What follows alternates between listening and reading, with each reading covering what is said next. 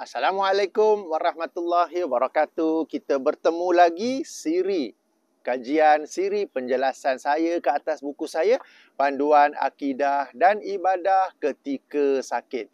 Baik, saya punya kamera drone agak jauh sebab tujuan guna drone ialah kita menikmati pandangan yang luas. Tak payahlah tengok muka saya, dah banyak sangat video ada muka saya ni kan. Baik, kita sekarang masuk di muka surat 172, yakni kita telah selesai membicarakan tentang panduan akidah ketika sakit. Sekarang kita nak masuk dalam panduan ibadah ketika sakit. Tuan-tuan dan puan-puan, sedikit ulang kaji tentang akidah, kita telah pun mempelajari perkara-perkara yang boleh menjejaskan akidah jika kita tidak memperhatikannya apabila diuji dengan penyakit. Hendaklah kita sedar bahawa apabila Allah SWT menguji kita dengan penyakit, antara sebabnya, antara hikmahnya ialah untuk membawa kita lagi dekat dengan Allah, untuk membawa kita merujuk kembali kepada Allah. Oleh itu, janganlah pula kita ni memiliki akidah yang membawa kita lagi jauh daripada Allah, yang membawa kita terpesong daripada jalan Allah. Jadi tuan-tuan dan puan-puan, perhatikanlah perkara-perkara berkaitan dengan akidah ini. Kenapa? Sebab pada pemerhatian saya, kebanyakan agamawan memberi fokus kepada ibadah ketika sakit. Kurang yang memberi fokus kepada akidah ketika sakit. Maka hendaklah kita pay attention, beri perhatian kepada akidah terlebih dahulu, kemudian barulah ibadah. Itu yang pertama. Yang kedua, bila kita telah belajar perkara ini, kita akan dapat tahu, banyak benda sebenarnya yang kita kena tahu. Banyak benda sebenarnya yang kita kena ambil tahu. Oleh itu, tuan-tuan dan puan-puan, ayuh kita belajar tentang fiqh penyakit, akidah ketika sakit, ketika sedang sihat. Jangan tunggu bila dah sakit. Sebab sakit itu datang secara tiba-tiba, tanpa appointment. Bila dah sakit macam, alamak, apa nak buat? Alamak kan?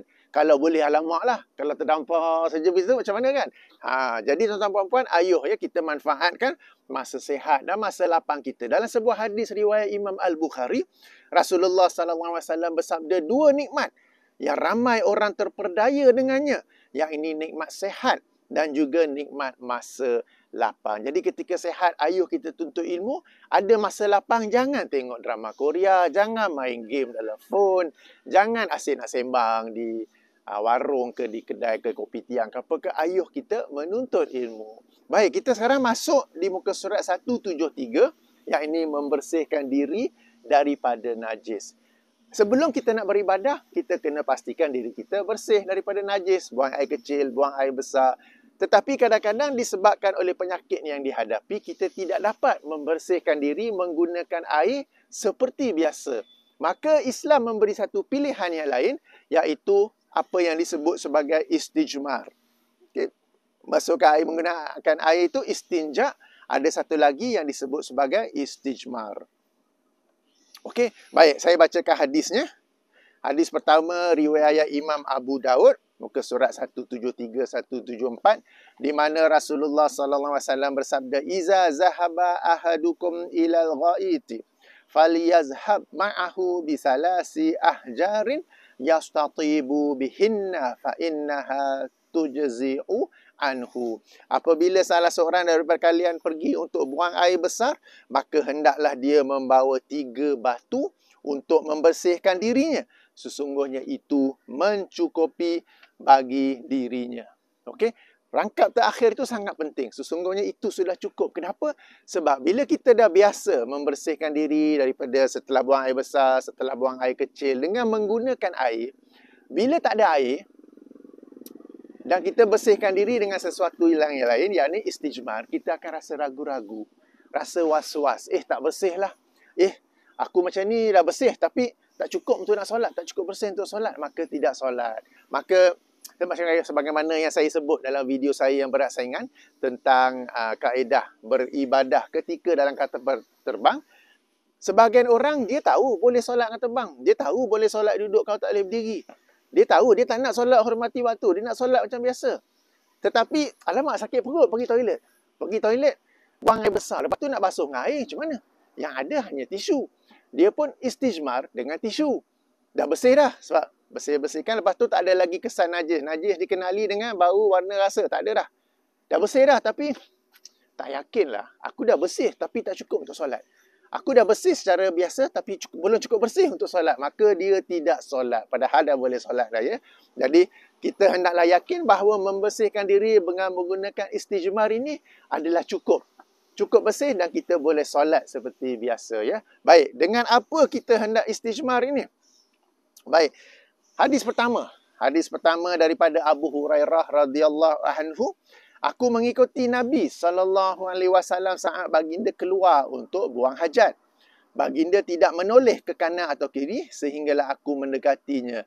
Lalu baginda bersabda, "Ibrini ahjaran astanfid biha au nahwahu." Carikanlah untuk aku beberapa buah batu atau apa-apa yang seumpama. Wala ta'tini bi'azmin wala rausin. Tapi jangan pula bawa tulang ataupun kotoran haiwan yang sudah kering. Jadi boleh pakai batu zaman Nabi SAW, pakai batu, 3 buah batu. Tapi Nabi kata atau apa-apa lain. Jadi boleh pakai apa-apa lain asalkan bukan tulang dan bukan juga najis haiwan. Kenapa bukan tulang dalam hadis yang lain ya? Hadis yang lain saya kemukakan dalam buku saya ni, riwayat Imam Tirmizi. Yang tadi tu riwayat Imam Al-Bukhari. Baginda bersabda, janganlah kalian membersihkan diri dengan menggunakan kotoran haiwan yang sudah kering, mahupun tulang. Kerananya sesungguhnya itu, yakni tulang, adalah bekalan makanan saudara kalian dari kalangan jin. Jadi bila Nabi SAW bersabda, carikan toko batu atau apa-apa lain, maka sebenarnya untuk istijmar ni boleh guna apa-apa lain yang asalnya dapat membersihkan kita daripada najis. Pada zaman sekarang, yang boleh kita gunakan, yang easily available dalam tandas ialah tisu. Kita boleh pakai tisu. Tisu tu kita boleh pakai tisu tu kering. Kita nak lembapkan dengan air pun boleh.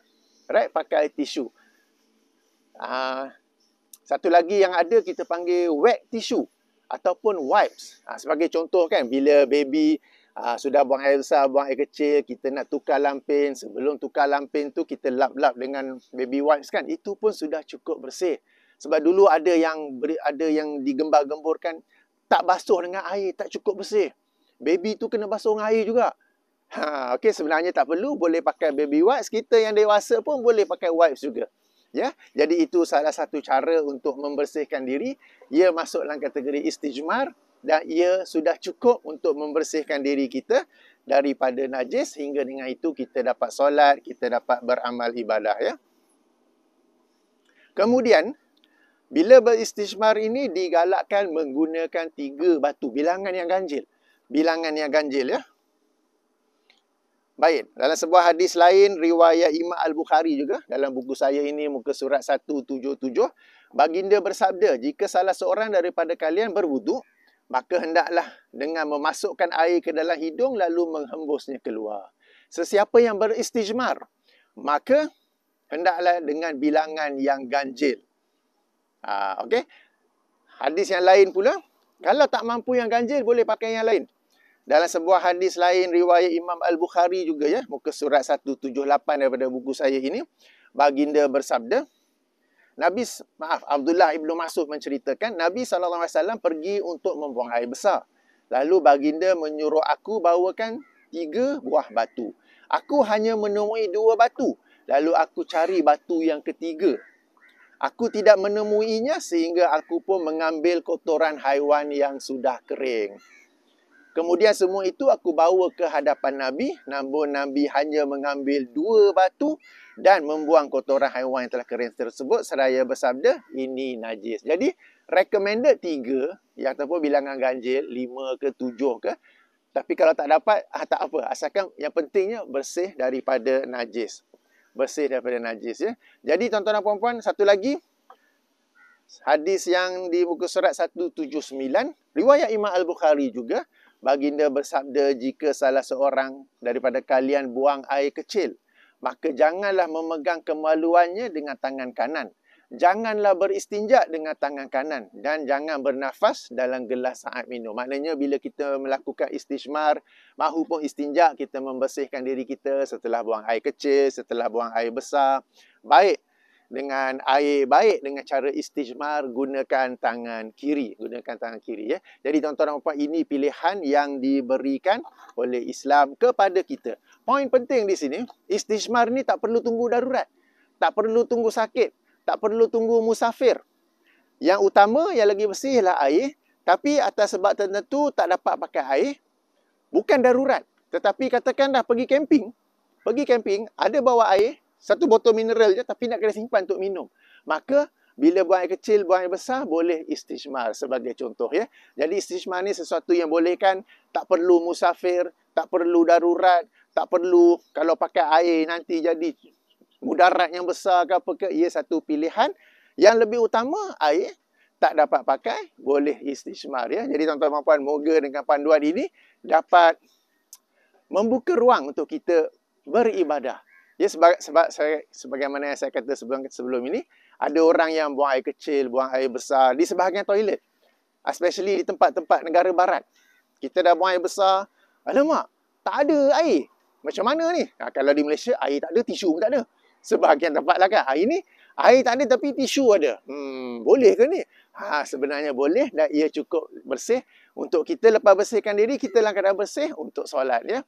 Moga-moga membantu sehingga sini sahaja dahulu.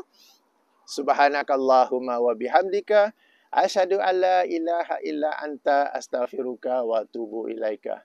Assalamualaikum warahmatullahi wabarakatuh. Nak tengok pemandangan ke? Sebelum saya tutup drone, saya di Dragonfly Park di Bandar Bukit Raja.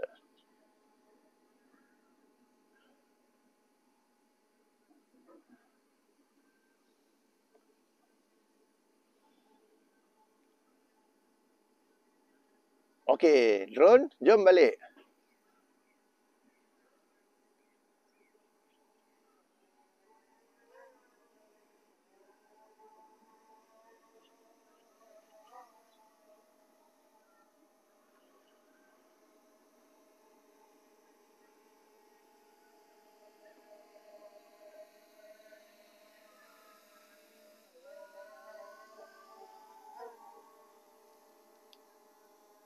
Okey, yang nak tengok muka saya dari dekat.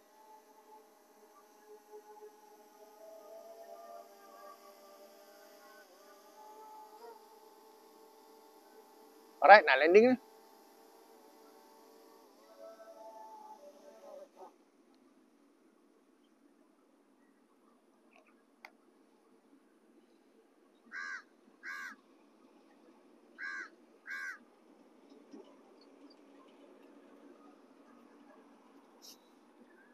Matahari lebih terang daripada display saya tak nampak nak tutup rakaman di mana.